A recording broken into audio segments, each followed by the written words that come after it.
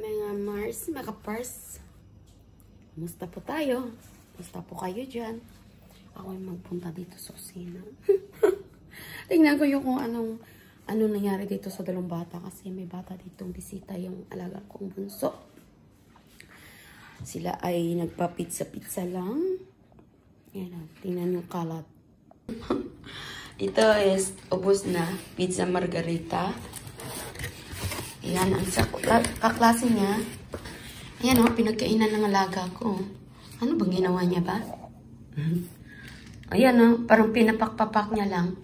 Ito kasing kanyang pizza. Ito yung kanya.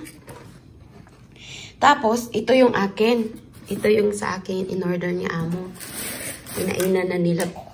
Sabi ko, okay lang, kumain kayo dyan. Sabi ng alaga ko, Hazel, I get your pizza. Sabi ko, no problem. Eat ka lang dyan. Ayan. Pizza. Margarita with pepperoni. Pepperoni pizza. Ito naman sa kanya daw is veggie pizza. Tawag niya. So, kain tayo mga kamars. Ayan o. Ganito lang sila kakain. Kain na rin ako kasi mag-ano pa ako, magtatrabaho. Kain mo na, tayo. Kain natin pizza ni baby. Yan.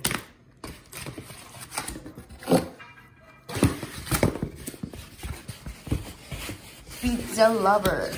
Ay, dito pala in-order ni Amo sa pizza lover. Akala ko naman, pati yung Amo ko malapit. Ay, gano'n din ang kakainin kasi wala na silang dalawa. Yung magtatay, yung panganay. Parang saan daw yung pupunta? May puntahan yata. Kaya pala hindi ako pinagluluto.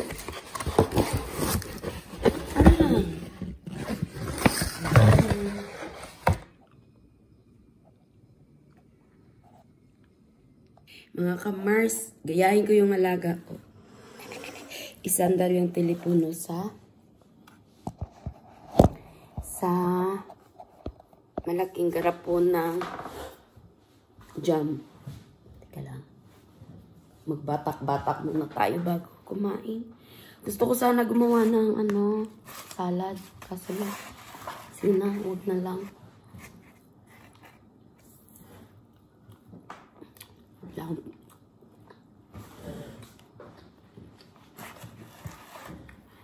Ang sarap din na pizza ni baby. Initin ko pala ito. Initin natin sa air fryer.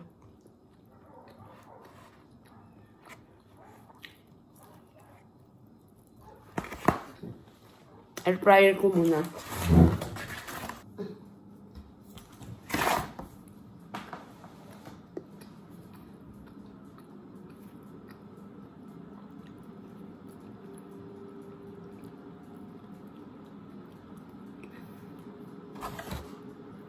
Kinain ni baby, no? Parang pinapak niya lang yung toppings. Sayang. Sayang yung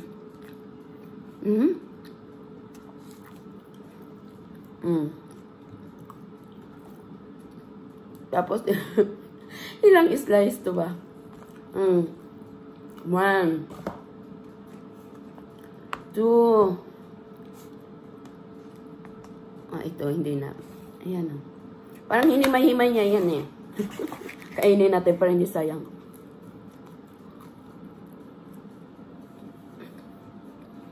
Parang hindi tayo gabaan. Ay, yung peno, wag na. Ito kasi parang tinanggalan niya lang ito.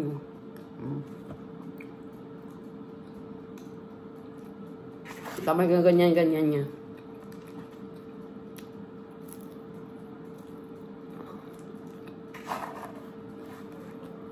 Wala akong Pepsi.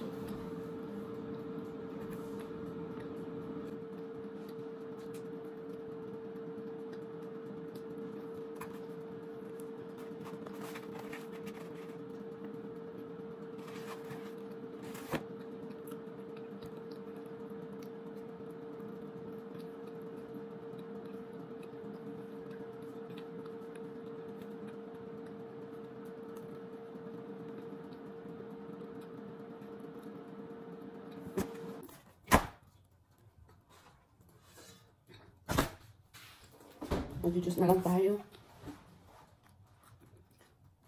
Ayun na, ang pizza natin. Init na. Pepperoni.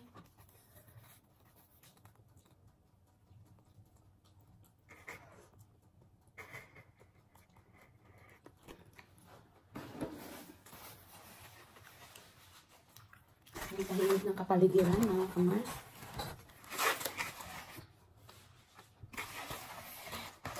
Ay, ganito pala, no? Ayan. Dapat ko nila nakapaining. Hindi mo ginagamit yung tripod mo, ining.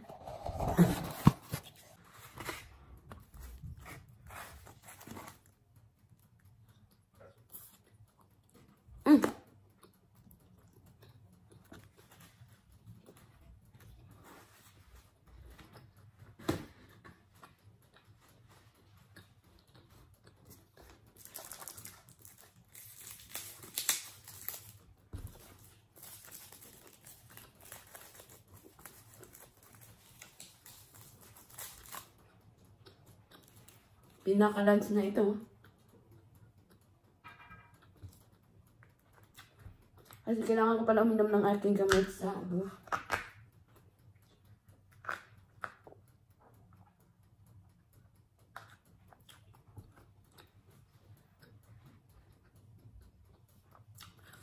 Yung gamot ko sa ubo, hindi siya pwede nung magpasang 3 days na inom.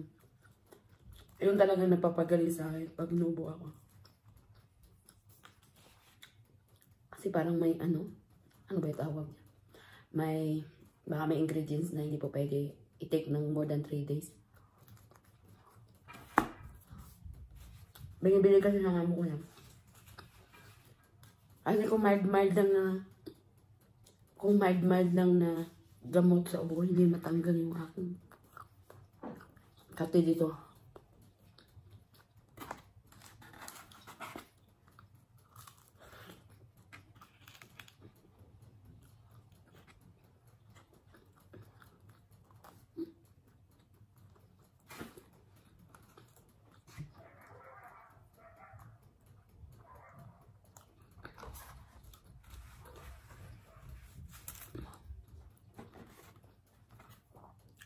Yung mga bata, yung crust ng pizza, hindi na kinakain na.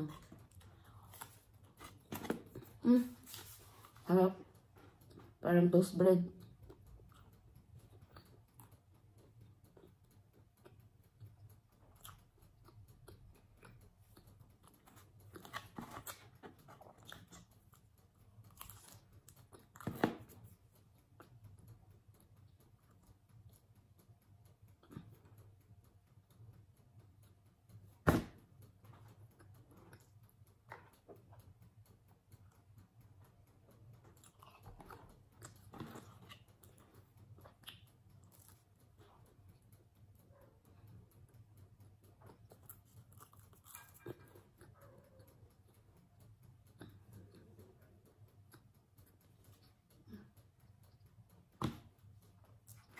Mabilis makabusog mga Mars.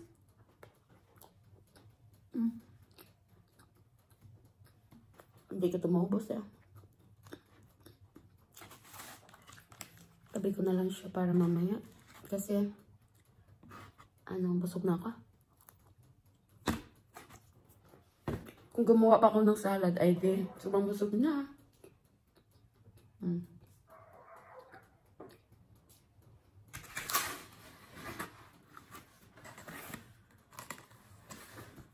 Ay.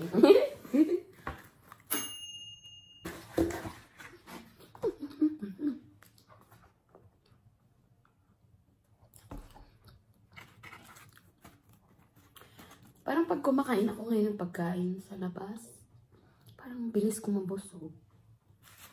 Nung naglabas din ako nung Friday, di ba kaunti lang din naman yun. Isang ganyang chicken, pang 1 meal. Ganyan. Yung pasta at saka yung salad. Hindi ko pa nga nakalate yung chicken at saka yung pasta. At saka yung salad. Busog na ako, iniwanan ko lang. Tapos,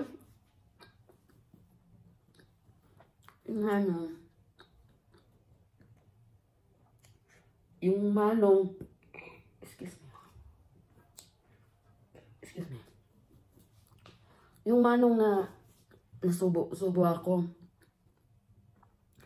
yung ano ba, yung cleaner ng food court, nawa ko kasi may tira ng mga pagkain sa nililigpit niya. Tumayo siya doon sa gilid ng pinupost niya na parang karito nila para maglagay ng mga tray.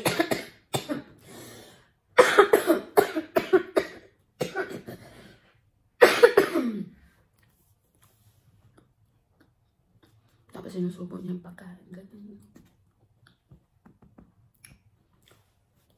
Mahirap talagang maging mahirap, no?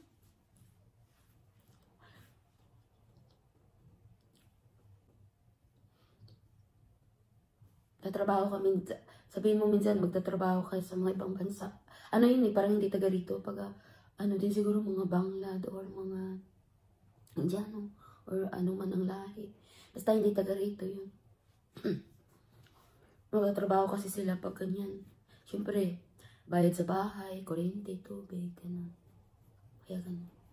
Kaya ako minsan pag malinis yung pagkain ko, nano ko yan, binibigay ko talaga.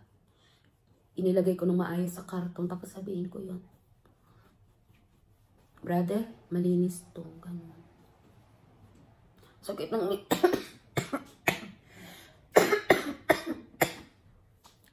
parang mag-iba man yung kasing-kasing ko kakaubo.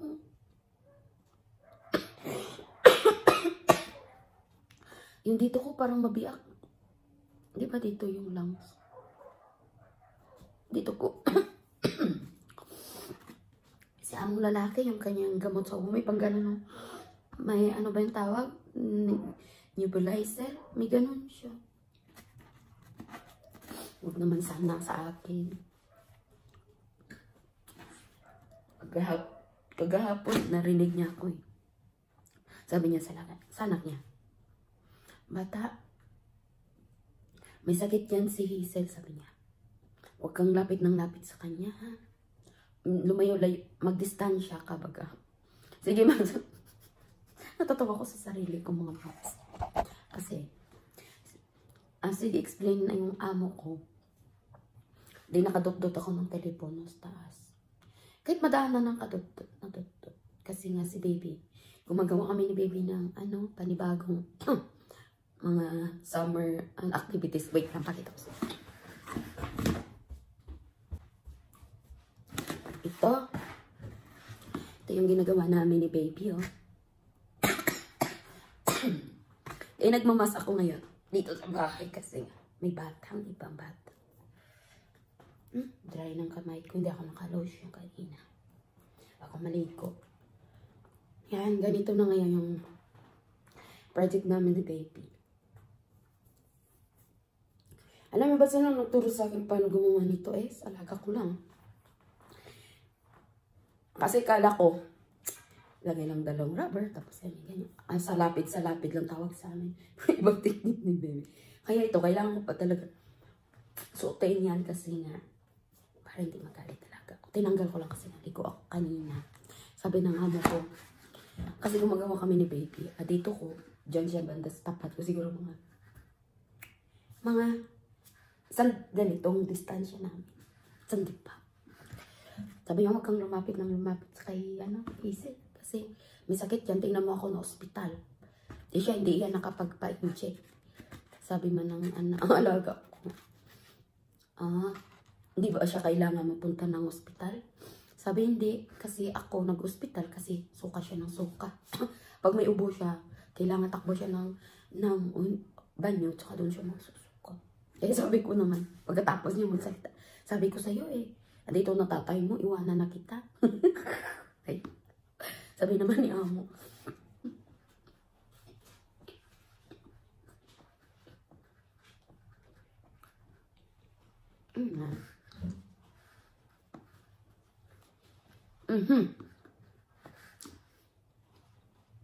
Siguro nga, dahil nga sa sobrang nawala tuloy ang ko. Nabawasan yung malakas ko sa kain. Hindi naman malakas. Ba magana sa kain? Nawawala. Parang nauumay kasi ako. Siguro hindi pa talaga ako magaling. Pero kagabi hindi na ako giniginaw. Ubo na lang. Pero ngayong masakla, pag umuubo ako, parang mabiak yung gitna nito.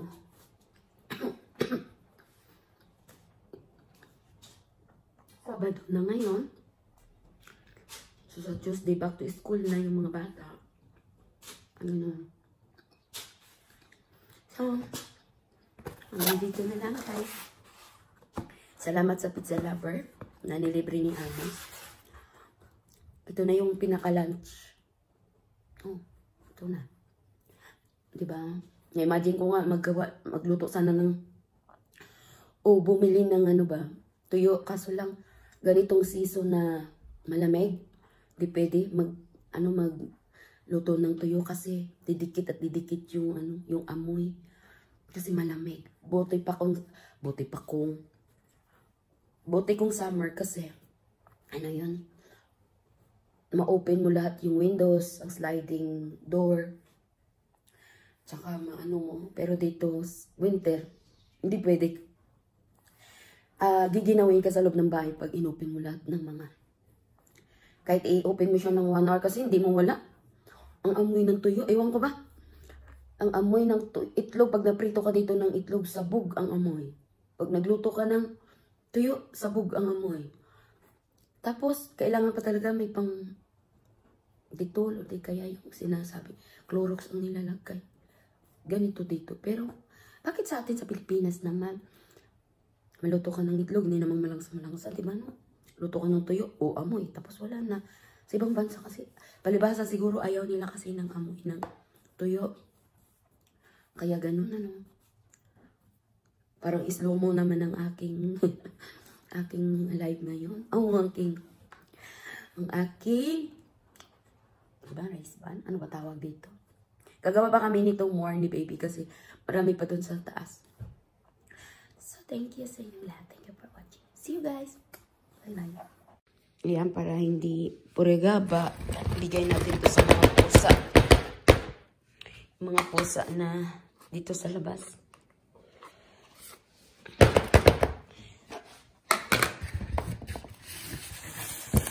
Nag-ano na sila, nag-hide and seek. Sabi ng bisita ng alaga ko. Okay. Yun. Ayan, bigay natin yan sa pusa. Dadami yan sila. Ming Ming!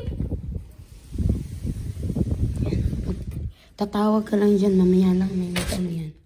Pakita ko sa inyo, maya meron yan. Oh, wala pang 5 minuto. Meron na. Ayan o. Kasama ni Oreo yan. Mga pusang lumaki sa labas. Ayan o. Natingin pa. Ayan. Sige lang. Kain lang kayo dyan.